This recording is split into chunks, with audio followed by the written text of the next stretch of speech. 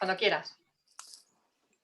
Hola, vamos a empezar la segunda sesión dedicada a los monográficos que las dos asociaciones, tanto la Asociación de Demografía Histórica como nuestra asociación, la de Historia Económica, hemos realizado sobre las pandemias a lo largo de la historia. Como en la vez anterior, voy a recordar varias cuestiones de procedimiento. Lo primero, que vamos a grabar la sesión para que luego todo el mundo pueda tenerla a su disposición en las páginas web de las dos asociaciones. Por tanto, si alguna persona no quiere que su imagen esté en la grabación, pues por favor que cierre su cámara.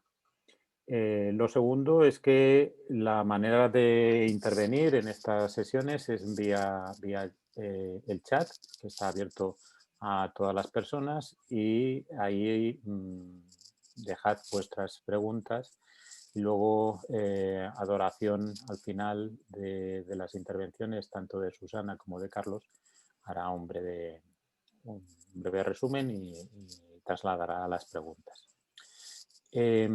También quiero, como en la vez anterior, dar las gracias a la organización del CUNEF por haber permitido a través de su plataforma y de la gente que está detrás de ella esta organización magnífica para las dos asociaciones. Sin más, voy a dar la palabra a Susana Martínez, que ha sido la persona que se comprometió con nosotros para comentar uno de los artículos claves del monográfico de investigaciones de historia económica. Susana es una de las coeditoras, ella es una especialista en temas, una muy buena especialista en temas de historia de la empresa, relacionados también con las cuestiones legales, la formación de las sociedades, etcétera. Pero esta vez se ha metido en la Edad Media y se ha metido a la tarea típica que ella hace de coeditora para preguntarle a Carlos cómo han desarrollado y cómo hicieron con su artículo. Sin más, Susana, el terreno o la pantalla es toda tuya. Muchas gracias, querido presidente, por esta presentación. Bienvenidos y bienvenidas a esta nueva sesión. En primer lugar, lo que voy a hacer es presentar al ponente. Volveremos a repetir las pautas de la actividad y procederemos ya a escuchar los puntos fundamentales del artículo que hoy nos congregan aquí.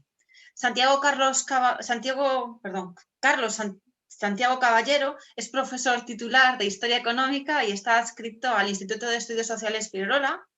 Es también parte del equipo de la revista Historia Económica y ha publicado en las principales revistas de referencia tanto nacionales como internacionales del área.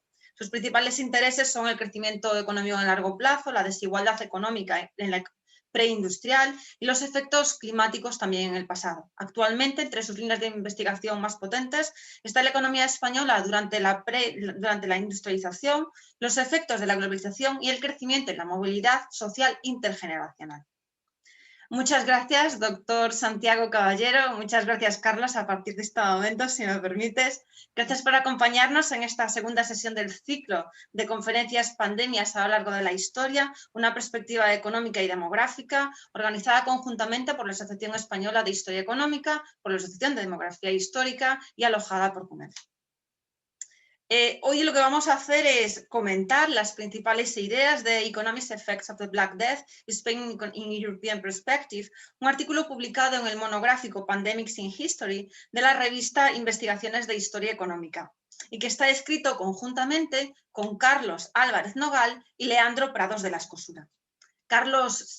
Carlos Santiago, junto a Joana Pulladas, fueron los editores invitados de este número especial y como parte del equipo de investigaciones de historia económica, debo agradecerles su enorme implicación en este monográfico, porque fue un monográfico que ha sido gestado en un tiempo récord. Estamos hablando básicamente de 6 meses.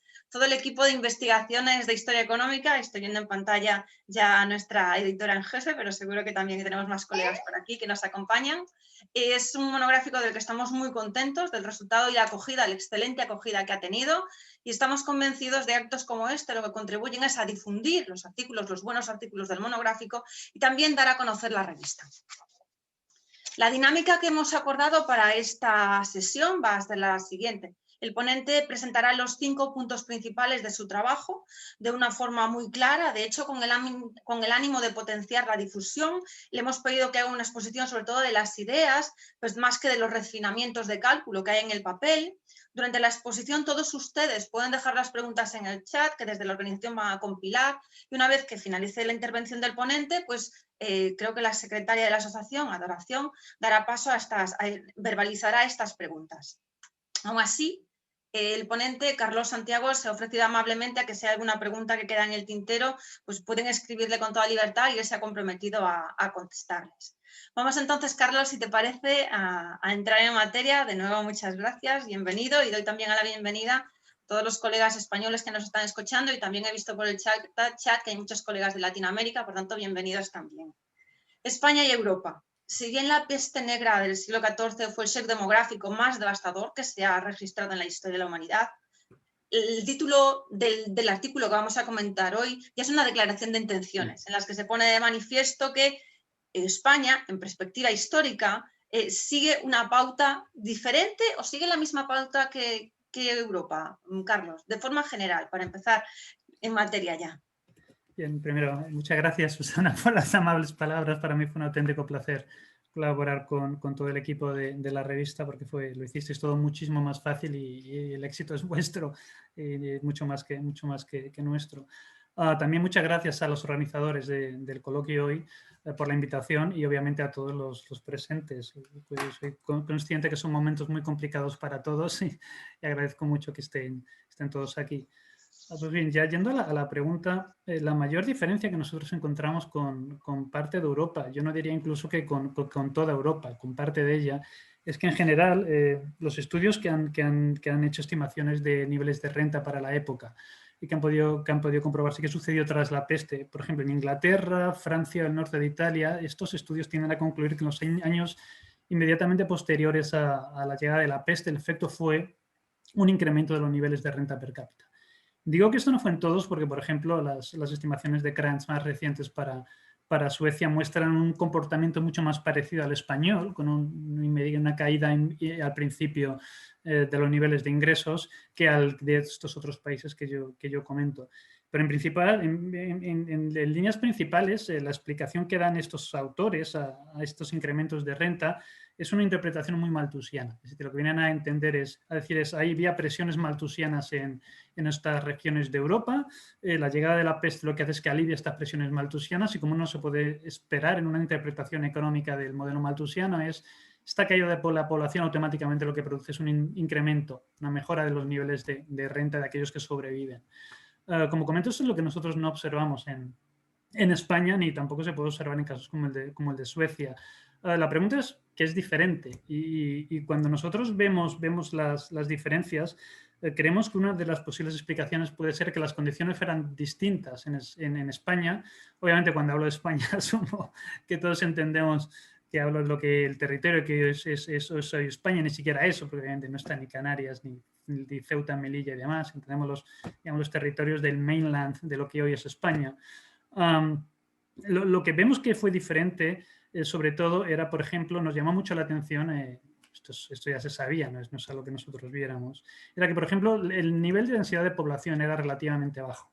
Ya para dar unos números comparativos, comparando con datos de Malánima, nosotros estimamos que en el 14 estaban entre 8 o 9 habitantes por kilómetro cuadrado, comparado con niveles por encima de 40 en lo que hoy es Bélgica o el norte de Italia, o incluso en lugares como Francia, Inglaterra, Gales o Alemania, los niveles estaban muy por encima de 20 y cercanos a 30, por ejemplo, comparados con estos 8 o 9 de España. Por lo tanto, lo que vemos es que la densidad de población parece ser mucho menor que muchas de estas otras regiones de las que he comentado antes, donde se observaron estas mejoras en los niveles de renta tras la peste. Y otra cosa que nos llama la atención también, esto también sucede en Suecia, donde la densidad de población es relativamente bajo, pero donde España también es algo distinto, es que sin embargo los niveles de urbanización, las tasas de urbanización son relativamente altas comparadas con estos otros países. No con Italia, por ejemplo, con el norte de Italia, donde eran mayores, pero por ejemplo nosotros estimamos que están en torno al 8% en el siglo XIV, mientras que en lugares como Francia, Inglaterra, Gales o Alemania variaban, de acuerdo a los datos de Malánima, entre un 3 y un 5%. De hecho, nosotros en el trabajo lo que hacemos es tirar a la baja esa tasa de urbanización, porque los datos de Malánima en el trabajo comparativo que hace la eleva en el caso de España hasta el 10 al 12% incluso, ¿no? Entonces lo que vemos curioso de los territorios en España en esta época es que vemos que hay una densidad de población que es relativamente baja, pero al mismo tiempo una tasa de urbanización, una economía urbana que es relativamente alta y más alta comparativamente que esas otras regiones, de estos grandes territorios históricos como Francia, Inglaterra o lo que hoy puede ser Alemania. Esto obviamente tiene unos efectos también en la economía, es decir, el hecho de que el ratio tierra-trabajo sea mucho mayor en España también tiene unas consecuencias en el modo en el que la organización económica, en la organización del modelo productivo, y probablemente también puede explicar por qué, si en efecto esta explicación del incremento de salarios en Inglaterra o Francia, al norte de Italia, fue debido a presiones maltusianas, la falta de o el comportamiento distinto en España o en Suecia puede estar derivado también de que quizás por esa densidad de población más baja y esas presiones maltusianas que pudieron ser menores, tal vez los mecanismos fueran distintos cuando llegó la peste. Lo que también observamos es que, bueno, que al final seguramente esto llevó como consecuencia que España organizó un sistema de productivo que fuera a la larga altamente sensible a shocks externos como el que fue la llegada de la peste. Por lo tanto, yo creo que la gran diferencia es esta. Repito, no es algo que parezca exclusivo de España, no hay muchas estimaciones de niveles de renta para la época, pero aquellas que existen utilizan fuentes muy parecidas y métodos muy parecidos a los nuestros para señalar dos grandes tipos de grupos. Uno donde podríamos meter tal vez a España o Suecia, que estarán más caracterizadas por niveles de densidad de población más bajos. En el caso de España, además con una urbanización alta que no tiene Suecia, esto lo hace, repito, algo peculiar, y después las otras donde tal vez estas presiones maltusianas pudieran ser un poco más claras.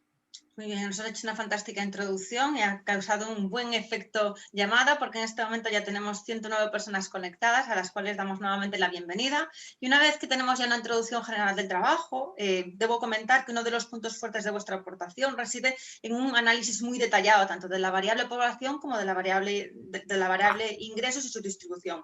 Empecemos por la población, si te parece, Carlos. ¿Cómo reacciona la población española frente a este shock exógeno? Sí, bueno, en primer lugar, comentar que la llegada de la peste no supone una línea de discontinuidad con respecto a las tendencias previas, es decir, algo que se observa y la literatura describe en detalle, por ejemplo, es que ya previa a la llegada de la peste había crisis de subsistencia muy claras en Castilla, sobre todo, aunque en menor medida en ciertas zonas de la costa mediterránea.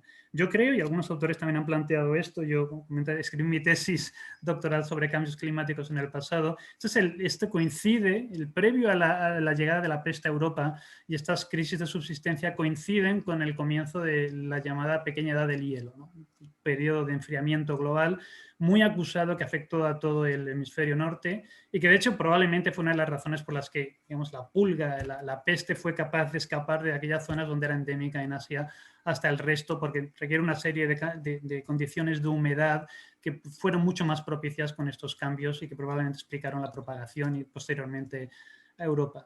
Ya entrando en lo que comentas del efecto en sí de la peste, ¿cuál fue el efecto? Bueno, yo creo que es la pregunta del millón. Es decir, sabemos muy poco de seguro, es decir, obviamente no sabemos exactamente cuál fue el nivel, el nivel de la población previo a la peste. Y por lo tanto, obviamente, nosotros no somos medievalistas, lo que hicimos fue echar mano de toda la literatura que existía sobre el tema. Literatura, obviamente, que ofrece datos que siempre pueden ser cuestionables, tanto aquí como en el resto de Europa, pero que, sin embargo, son estimaciones que existen y que nosotros utilizamos y que además adaptamos a la evidencia tanto cuantitativa como cualitativa que hemos observado en la literatura para ver si, en efecto, parece que tienen o no tienen un cierto sentido.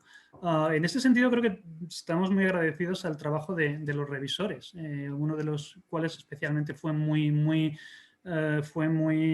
útil sus comentarios y sus sugerencias de ciertas lecturas que mucho más recientes de los efectos demográficos a nivel regional, incluso, sobre todo de la peste en España, que teníamos un poco fuera del radar y que nos sirvieron para refinar, y trabajamos muchos, particularmente durante la revisión en esto. Lo que básicamente hicimos nosotros fue ver en esta literatura, sobre todo en la más reciente, cuáles fueron las medias de caída que se estimaron, las conjeturas que se hicieron para las grandes regiones de España, y hicimos una media ponderada de esta caída teniendo como en cuenta las estimaciones, también las conjeturas que se hacen de la población, del nivel de población de estas regiones. Y al final lo que nos apareció, vimos que en principio lo que se comentaba en esta literatura era que parecía que en Castilla el efecto había sido menor, que Castilla había sufrido menos que, por ejemplo, las zonas de la corona de Aragón. Al final esta media ponderada nos salió en torno a un 25%, más o menos, estimando y ponderando todos, que no es una caída menor, es un cuarto de la población. Este es un número que suena muy redondo. Y yo estuve presente y recuerdo, estoy de acuerdo con el comentario del profesor Pérez Moreda, de que uno siempre debe desconfiar de los números redondos, ¿verdad? Y de hecho, no recuerdo si era un 24 y pico, 25 y pico, lo redondeamos en torno a un 25. Esto tampoco es sorprendente porque, como él también comentó, muchas de estas estimaciones o conjeturas que nosotros hemos utilizado de la literatura son a su vez números muy redondos. Números muy redondos que obviamente incluso al combinarlos acabas al final también con números muy redondos. Y son con efecto conjeturas, y nosotros así lo explicamos en el trabajo. Es decir, somos plenamente conscientes de ello y plenamente honestos, y así hacemos partícipe al lector de que son conjeturas basadas en literatura. Eso sí, basadas en una literatura que consideramos que es honesta, de especialistas, que muchos de ellos llevan trabajando muchos años en este campo y que obviamente no se inventan los datos. Nosotros no podemos creer que se los inventen, ya sean heredados o sean estimaciones propias. Son estimaciones o conjeturas hechas en base a la evidencia disponible, que aunque sea evidencia escasa, sigue siendo la evidencia que existe a día de hoy, y que por lo tanto nosotros consideramos que son lo suficientemente aceptables. Y además, repito, hicimos un ejercicio de ver si nos parecían cambios razonables, y nos parecían cambios bastante razonables. No son datos, repito, perfectos, pero ante la falta de datos perfectos creo que lo correcto es utilizar toda la evidencia disponible que exista. Esta ha sido siempre nuestra visión. Evidencia que se haya publicado siguiendo unos controles de calidad estrictos para autores reconocidos en la materia, y obviamente haciendo un análisis de esta evidencia como nosotros hicimos para ver si parecía tener o no sentido. Creemos que es lo que hay que hacer, creemos que es el modo correcto de avanzar, siendo honestos, comentando obviamente que estos son las limitaciones de los datos, pero la alternativa a no usar nada es descartar todo lo que se ha publicado, ser absolutamente inmovilistas. Y bueno, agradezco que los autores que citamos, que consideramos y que respetamos enormemente, y aquellos que hemos consultado, incluso aparte de aquellos que hemos leído, hayan tenido este arrojo de utilizar esta evidencia que ellos han encontrado y de la que nosotros nos hemos beneficiado. Pero que al fin y al cabo que es como avanza la ciencia, ¿no? Y si de aquí a 20 años surge nueva evidencia, como ha ido cambiando también la evidencia en España a nivel regional, y estos datos cambian, pues estaremos encantados de cambiar las estimaciones,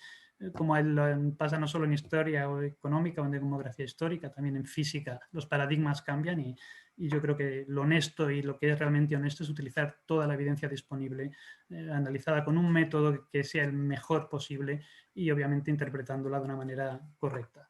De todos modos, quiero hacer en ese sentido un pequeño inciso, y es que la interpretación más sustancial de nuestro trabajo en realidad no se ve afectada por el nivel de caída. Es decir, sea que aunque esta caída no fuera un 25, fuera un 50, fuera un 15, digamos, nuestras estimaciones, particularmente, por ejemplo, las estimaciones de niveles de ingresos, no vienen derivadas del uso de la población.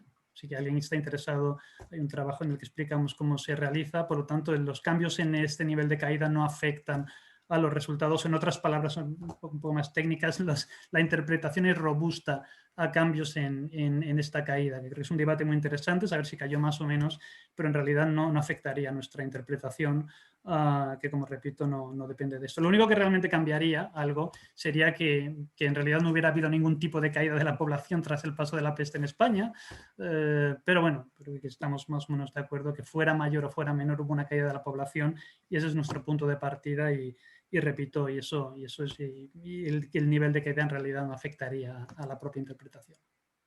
Tenemos ya, por tanto, una primera revisión en bastante profundidad del factor de la población. Has visto los pros y los cons del trabajo, los beneficios y también las cuestiones que consideráis importantes destacar y lo que también habéis valorado de los evaluadores. Aprovecho aquí para abrir un inciso y decir que los evaluadores son una parte fundamental de la revista y estamos muy agradecidos también de tener excelentes evaluadores, no solo excelentes contribuciones, sino también excelentes evaluadores.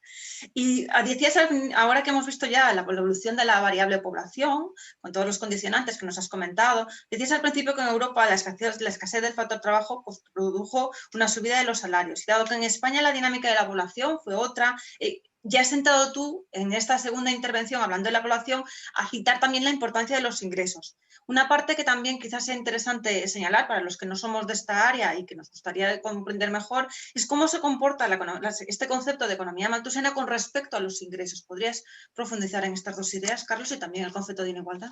Sí, bueno, como ya he comentado anteriormente, lo que nosotros observamos es una caída de ingresos, ¿no?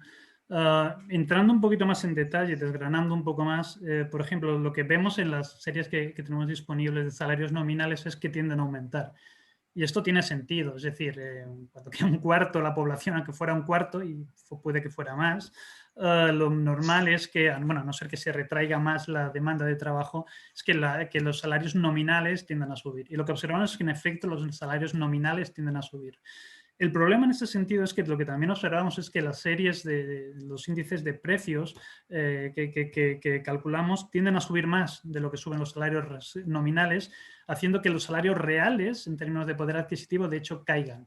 Al menos durante 2 o 3 décadas inmediatamente después de la llegada de la peste. Como vemos, después se recuperan. A partir de aproximadamente, nuestras series en el artículo muestran que aproximadamente a partir de 1360 70 vemos que comienzan a remontar ligeramente los salarios reales, pero lo que observamos es que tienden a caer. Esto de nuevo es distinto a lo que sucede en lugares como Italia, Francia o Inglaterra, y las posibles explicaciones, pues hay varias opciones. Una posible explicación es que, en efecto, la caída del factor trabajo, la pérdida de población fuera menor en España que en otros lugares. Si esto fuera así, de nuevo, teniendo en cuenta el movimiento de ofertas y demandas, pues es posible que el factor trabajo cayera menos que en otras zonas y, por lo tanto, este incremento de salarios nominales fuera menor y no fuera capaz de compensar la subida de precios. La otra opción, en efecto, es, pues, como he comentado, que fueran los precios. Es decir, que los precios crecen porque cae la producción. Es decir, obviamente hubo tierras sin cultivar, probablemente hubo un movimiento de población campo-ciudad, porque, bueno, a pesar de lo que uno pudiera creer, las ciudades, y también esto lo mencionamos en el trabajo, en la literatura, también eran capaces de proveer una red de seguridad mucho mejor en estos tiempos que el campo, y es posible que la inflación, como comento, y comentan también algunos de los autores que citamos, algunos de los medievalistas que citamos, se acabara comiendo este efecto de incremento de los salarios nominales. Koyama y sus coautores, por ejemplo, en un artículo muy reciente, un paper muy reciente que mide los efectos en Europa, en distintos países de la peste, apoya este éxodo rural, y de hecho sus datos tienden a sugerir que en el caso de España esto sucedió. Y si en efecto parece ser que la densidad de población era relativamente más baja en España que en otros lugares, es posible que a la economía rural española estuviera menos, la población fuera menos robusta a aguantar estos embates como la llegada de la peste, estos shocks, digamos, externos, y que probablemente la producción cayera más y por eso subieran más los precios que en otros lugares de Europa, donde, digamos, una población mayor fuera capaz de, digamos, la falta de brazos fuera menor por tener una población mayor. Y otros autores, por ejemplo, como también citamos como Antonio Furió, comentaban que, pues, bueno, esta inflación también en ciertos casos pudo ser también consecuencia de devaluaciones. Por lo tanto, hubo otros factores, además de los puramente económicos, de política económica, que pudieron crear esta inflación y explicar por qué los salarios reales, en el caso de España, en concreto, cayeran por ese proceso inflacionario.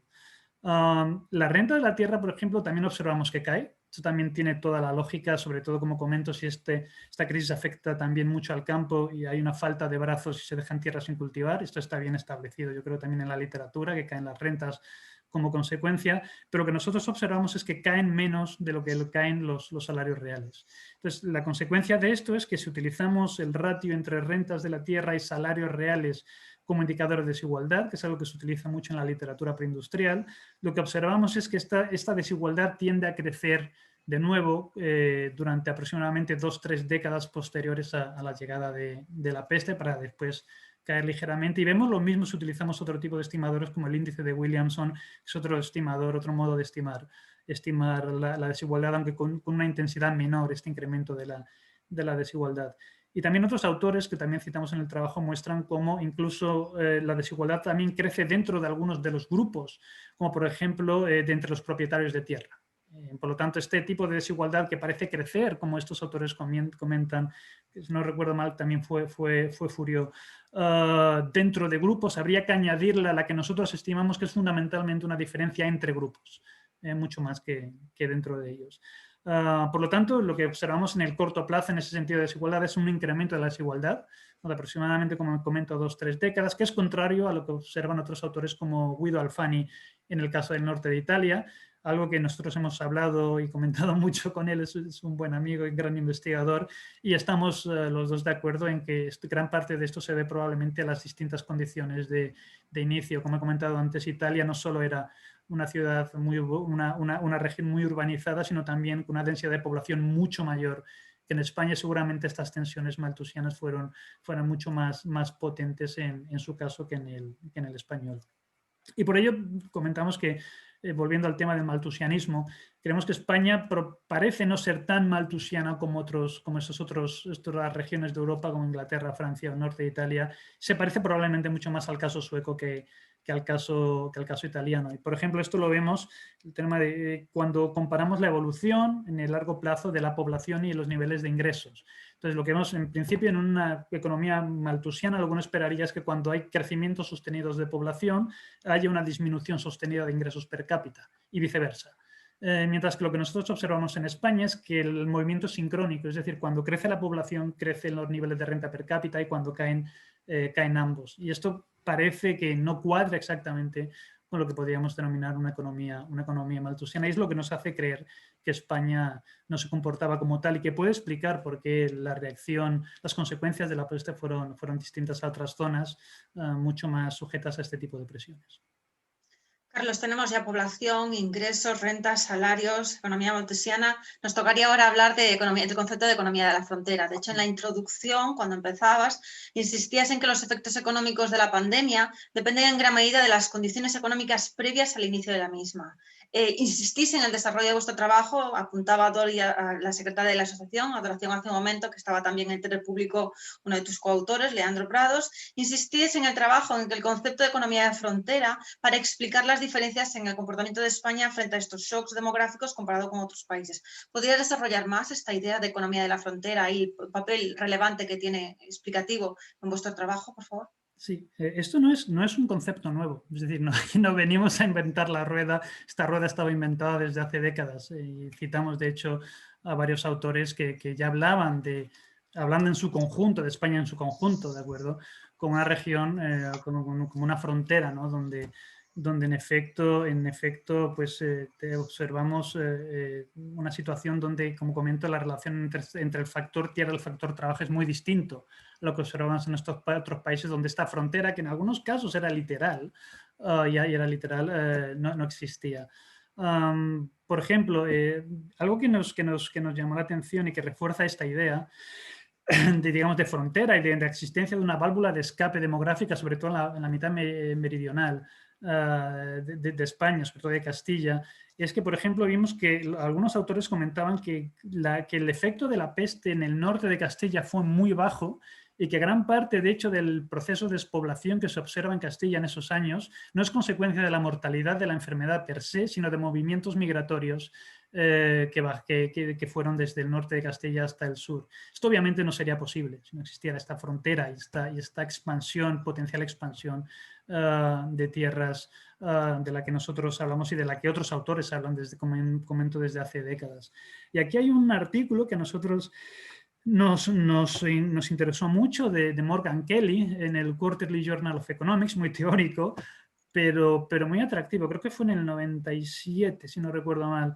Y Morgan Kelly habla de que el efecto del desarrollo de una red comercial en el crecimiento económico no es lineal. Es decir, que según los mercados locales van conectándose y se van generando mercados más grandes según se incrementa la red con las redes comerciales, el efecto en los ingresos no es lineal, sino que lo que existe es lo que él llama un threshold, es decir, hay un nivel de integración a partir del cual estos crecimiento smithsiano, consecuencia de, pues eso, de división del trabajo, especialización, movimiento de trabajo de sectores poco eficientes a sectores más eficientes, comienza a tener un efecto muy importante y muy intenso en el crecimiento económico, ¿de acuerdo? Por lo tanto, que hay un momento en el que, a partir del cual estos beneficios aparecen y en cuanto se baja de ese nivel de integración comercial, esos beneficios desaparecen de una manera muy abrupta, ¿no?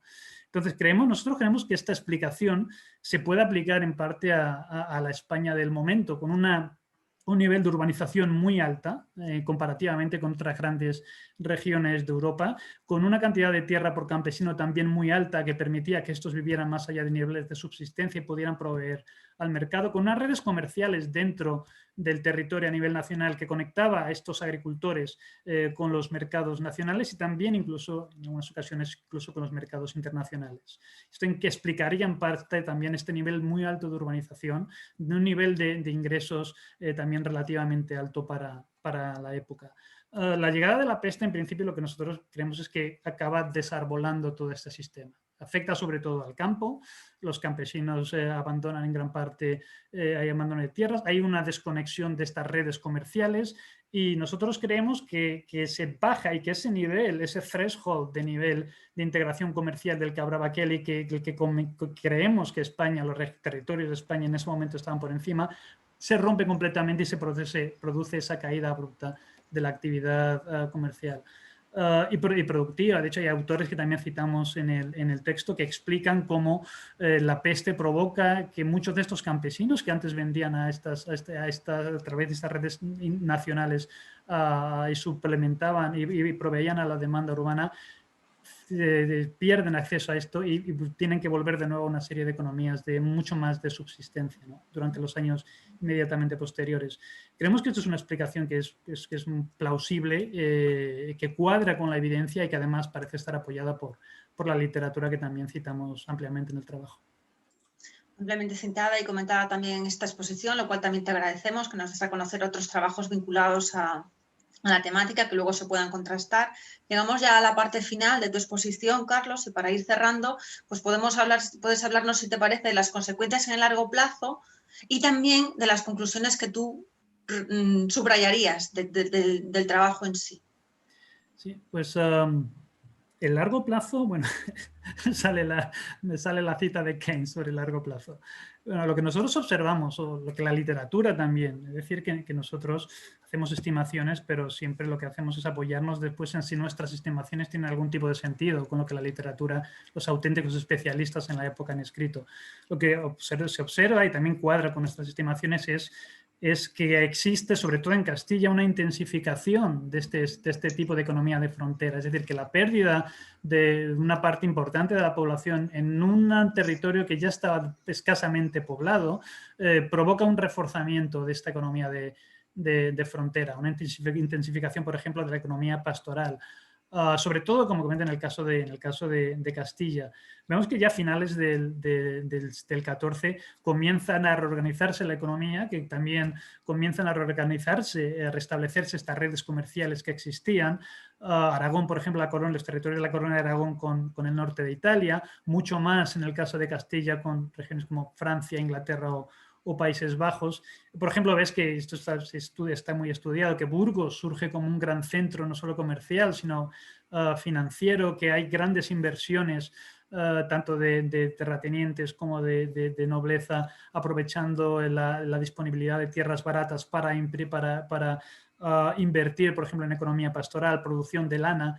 Y después incluso también vemos que, como algunos autores nos comentaron, algún revisor nos comentó, que estos tipos de movimientos también tienden a surgir en zonas de la costa mediterránea, con el desarrollo, por ejemplo, del cultivo de moreras o de cáñamo, muy relacionado también con ciertas industrias manufactureras en la zona, ¿no? Entonces, lo que observamos es que estas conexiones que existían, esta recuperación en el campo, sobre todo, que se observa sobre todo ya en el siglo XV, sobre todo en Castilla, comienzan a restablecerse estas conexiones entre el campo y ciudad y a su vez con las conexiones exteriores. El caso que comentaba de Burgos acaba teniendo tentáculos en las grandes ciudades comerciales del resto de Europa y comienzan a establecer estas conexiones, no ya a nivel nacional, sino también internacional.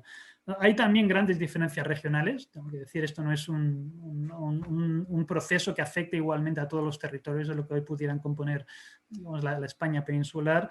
Por ejemplo, la mejora de la recuperación es muy clara ya en el 15 en Castilla, mientras que otras zonas, como por ejemplo Barcelona o las ciudades más comerciales de la costa de Cataluña, es todo lo contrario. Lo que se ve es una caída en la actividad comercial y en el dinamismo económico. Yo creo que, como comentaba los propios autores que citamos, entre los que están Feliu y el propio Jordi Catalán en un artículo muy reciente, más bien probablemente consecuencia de geopolítica y de pérdida de acceso a mercados internacionales, porque no solo Barcelona, son también grandes ciudades comerciales de Italia, que por razones puramente económicas. Pero sí que observamos que promedio estas diferencias, digamos, esta recuperación ya es muy clara en el 15 y que digamos que lo que se hace es recuperar, nuestra visión es que se recupera el estado previo a la llegada de la peste, con una economía, digamos, de frontera mucho más fortalecida, con un papel bastante más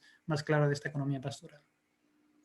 Muchas gracias, Carlos, por esta brillante exposición de las ideas principales del papel. Si entre los 110 participantes que nos están escuchando en este momento, alguno todavía no se lo ha leído, yo estoy convencida que lo hará en breve. Y saben que pueden hacerlo en la web de la revista Investigaciones de Historia Económica, donde pueden encontrar este papel y otros totalmente disponibles porque están en acceso libre. Carlos, de nuevo, muchísimas gracias. Gracias por ceñirte al tiempo. Gracias por haber colaborado con nosotros. Y ha sido todo un placer. Y ahora paso la palabra a la secretaria de nuestra asociación, Adoración. Muchas gracias. Bueno, gracias tanto Carlos como Susana por vuestra excelente intervención en el coloquio de esta tarde. Abrimos turno de comentarios, turno de preguntas, preferentemente a través del chat.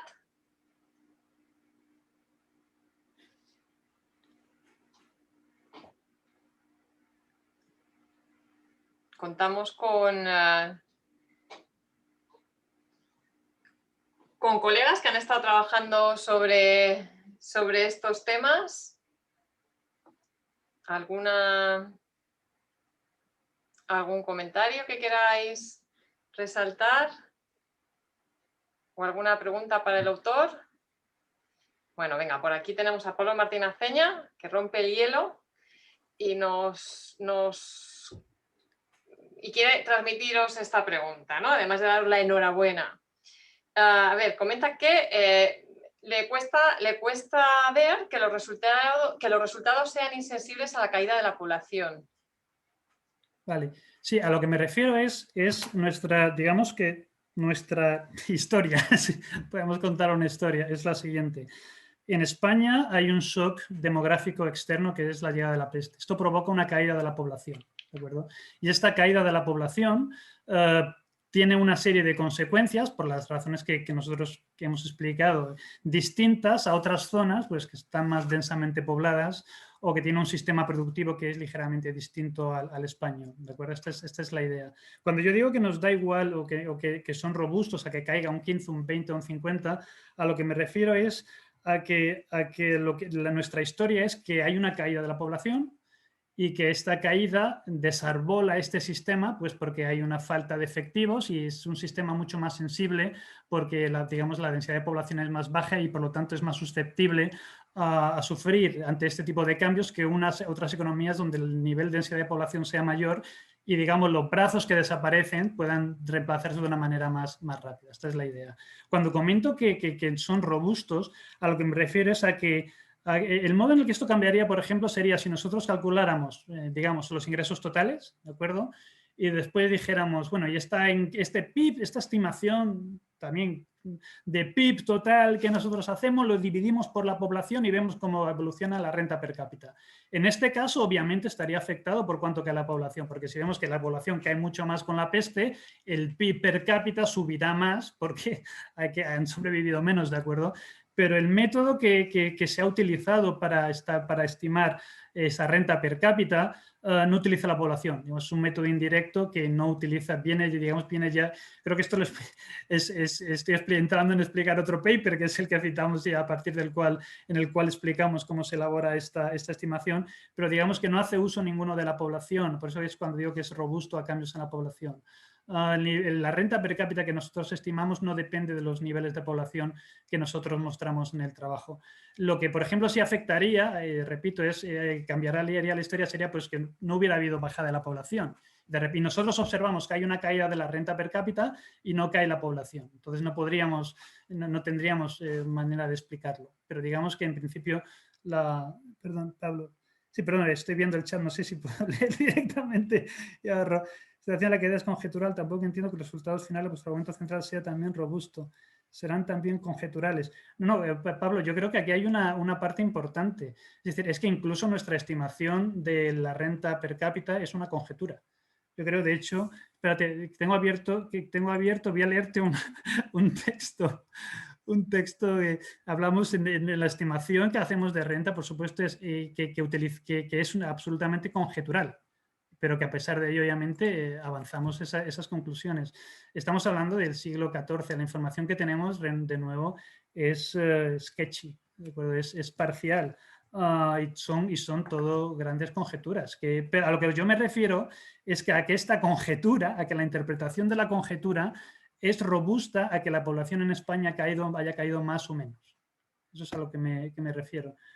Que todos son conjeturas, pues yo creo que esto es absolutamente indudable y no decimos que este es el caso. Es más, nosotros lo hemos hablado 1000 veces, si conseguimos de aquí a 20 años hay nueva información y tenemos nuevas series y recalculamos si esto cambia, no tendremos ningún problema en cambiar esa conjetura a la nueva. Si cambia el paradigma y cambia la evidencia, por supuesto que no estamos abiertos a ello, no somos inmovilistas en este sentido. Carlos, y acuérdate de instituciones de la revista si hacéis este bis en 5 o 10 años, por supuesto. Pero a lo que me refiero es que son todo conjeturas. En esto yo creo que estamos todos de acuerdo. Y nosotros somos muy claros en todos y cada uno de los trabajos. Yo creo que lo que uno tiene que hacer, y aquí es donde yo creo que somos honestos, es ser consciente de las limitaciones del trabajo, aceptarlas, presentarlas, hacer partícipe al lector de cuáles son las limitaciones, pero no dejar que esas limitaciones eviten avanzar. Es decir, utilizar toda la evidencia disponible con el mejor método posible, analizando si los resultados tienen algún tipo de sentido y ver si estos resultados pueden ser interpretables. Y si todo eso es posible, yo creo que la obligación como investigador es el llevarlo a cabo. Obviamente, si de repente hacemos una estimación de nivel de renta, vemos que la caída es que cae la población y de repente vemos que la renta per cápita que estimamos en España cae un 90%, pues nos echamos las manos a la cabeza y revisamos todo. Pero hasta el momento, todos los resultados, de nuevo, a pesar de que son conjeturas, nos parecen perfectamente razonables. Y te repito, hacen uso de toda la evidencia disponible, que es lo que creo que es obligado. No sé, voy leyendo. Como quieras, Carlos. Tenemos también una pregunta de Néstor Belli desde Guatemala que nos comenta: de las pestes que ha estudiado, ¿puede establecer que las mismas se desarrollaron localmente, provinieron de algún otro lugar o fueron de carácter continental? Yo no soy un experto en pestes, lo tengo que admitir. He leído mucho. No sabría decir. Obviamente, en este caso, que es la que nosotros hemos estudiado, yo creo que todos lo sabemos, es externa, llega de fuera, era endémica en zonas del interior de Asia. Y como comento, yo de hecho estuve a punto de escribir.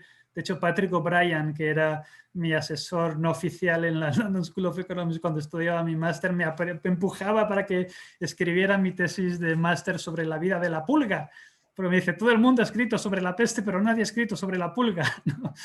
Y como, por ejemplo, yo explicaba pues eso, que digamos que ese cambio que hubo que aumentó considerablemente niveles de humedad, hubo inundaciones en Asia, probablemente fue lo que permitió que esta peste que era endémica en el interior de Asia saliera hacia zonas de China y desde ahí al resto del mundo, ¿no? Pero en cuanto al resto, pues no, lo siento, pero no sabría decir otras pestes porque no he estudiado mucho su desarrollo, sí los efectos, ¿no? Yo creo que la semana pasada se hablaba sobre si esta peste ahora no un universal killer, ¿no? Aquí también hay alguna duda. Nosotros estamos aquí mucho más en línea con lo que el profesor Pérez Moreda comentaba. Yo creo que esta peste del 14 fue un universal killer. Aquí murieron reyes de Castilla. Y más adelante, pues es posible que las del 17, como comenta Guido Alfani, fueran distintas y que hubiera una mayor adaptación. Es decir, se aprende a convivir durante siglos con este tipo de enfermedades y se aprende más a cómo lidiar con ellas, y a lo mejor aquí los que son más ricos tienen mayores probabilidades de defenderse, ¿no? También sucede hoy en día. Vemos un claro gradiente entre el COVID y el nivel de renta, pero yo creo que la llegada fue tan brutal y tan inesperada que aquí daba un poco igual, ¿no? Has estado comentando en tu intervención que los resultados que observáis para el caso de España son muy distintos a los de, por ejemplo, los que se observan en el caso de Italia. Pero ¿hay algún otro país europeo, no sé si mencionabas Suecia en algún momento, en el que se observe algo parecido? Es que hay muy pocas estimaciones, es decir, hay muy pocas estimaciones de renta, porque hay muy poca evidencia, y nosotros tenemos que decir, y de nuevo, en el artículo en el paper en el que hacemos esta estimación de renta, explicamos que, bueno, que sobre todo cuanto más atrás vamos, y esto lo más atrás que vamos, más complicado es tener una buena estimación.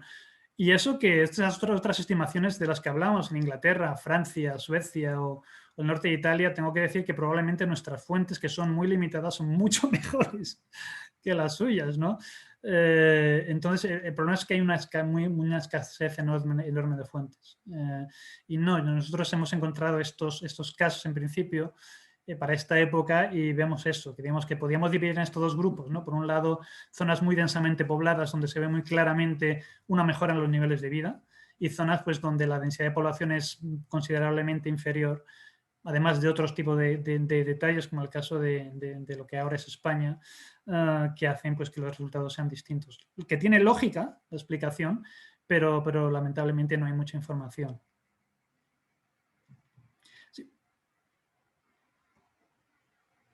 Perdón, he visto el comentario, el comentario rápido de Pablo.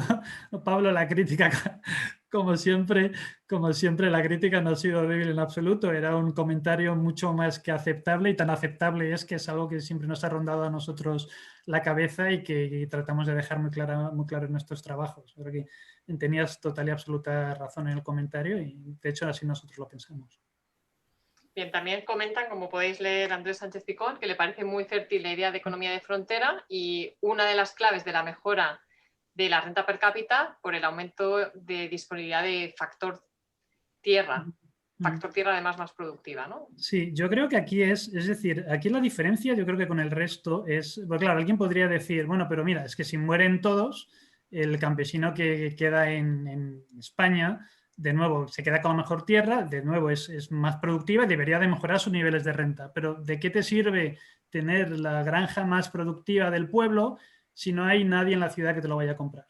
O no hay una red comercial que te permita exportarlo a la ciudad, o no hay red comercial que permita exportar tu lana fuera de Castilla, ¿no? Entonces, en ese sentido, yo creo que esa también es una de las diferencias en el caso que estudiamos, y es que probablemente el sistema español, que seguramente parece que se acercaba mucho más a eso que comentaba Kelly, era mucho más sensible a esto. Y eso sí, una vez que se recuperaron esas redes comerciales posteriormente, ese potencial de crecimiento estaba ahí. Es cuando vemos, por ejemplo, sobre todo en Castilla, que se produce un crecimiento en niveles de renta muy, muy sostenido a partir del siglo XV. Salvador Salor plantea lo siguiente, además de darte la enhorabuena. ¿Hay alguna explicación última para que concluyese la peste? No, de nuevo, no soy experto en lo que es el desarrollo de la enfermedad.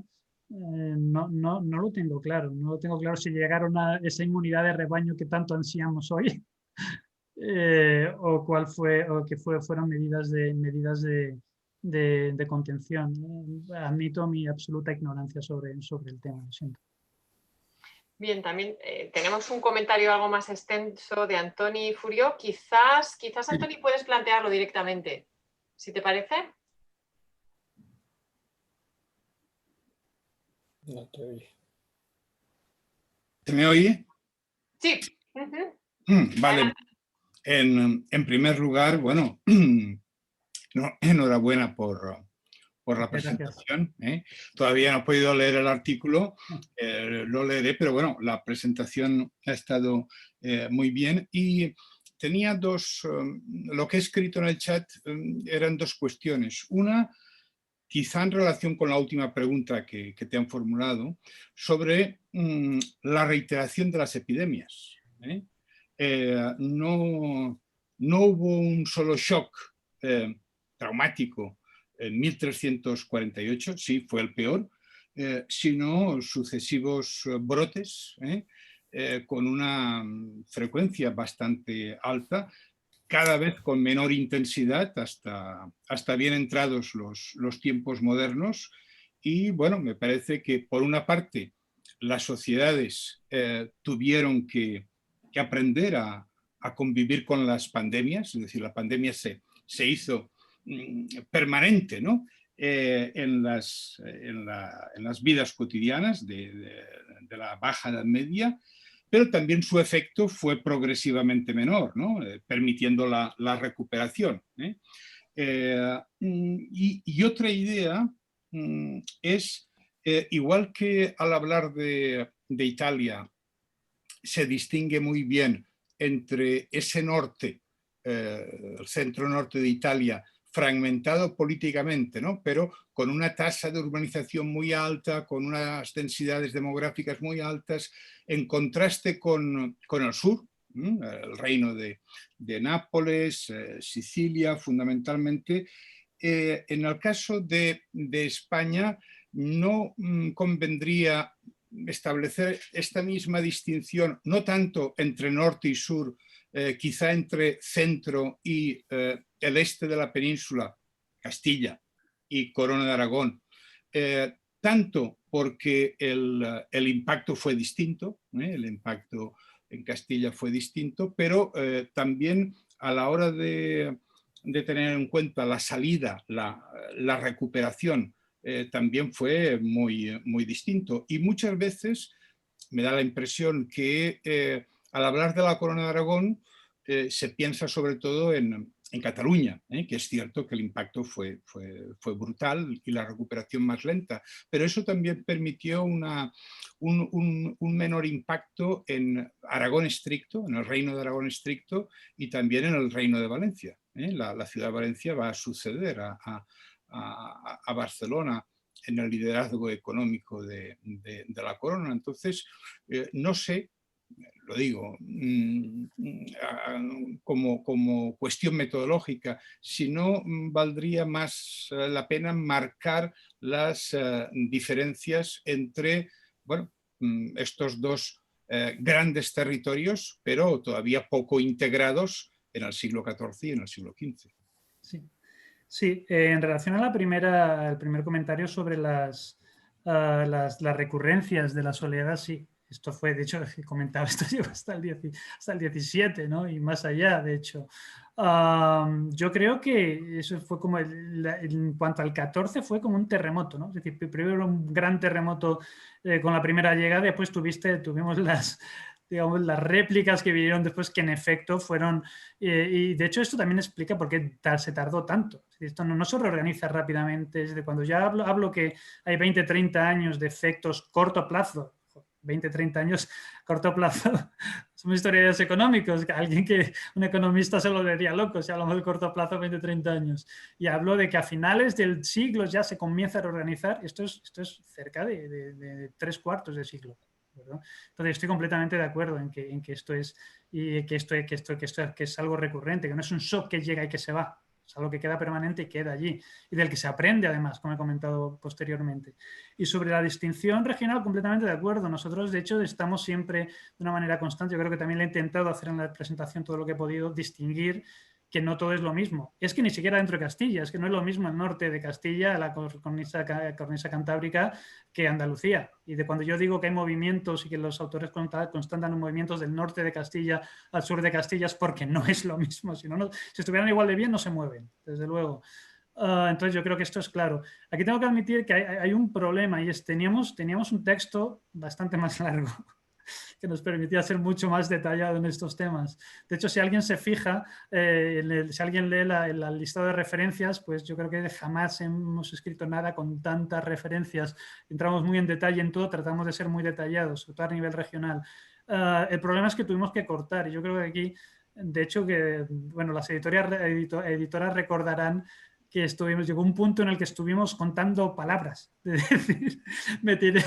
Recordamos, por esto no lo contamos, Carlos, esto se queda en la intrahistoria.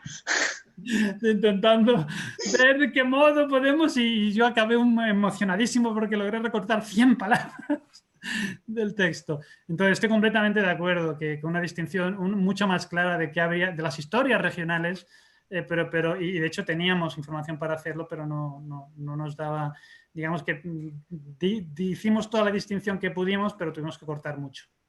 Pero sí, por supuesto que hubo comportamientos distintos, incluso dentro de Castilla. Así que no hay que salir de allí. Muchas gracias.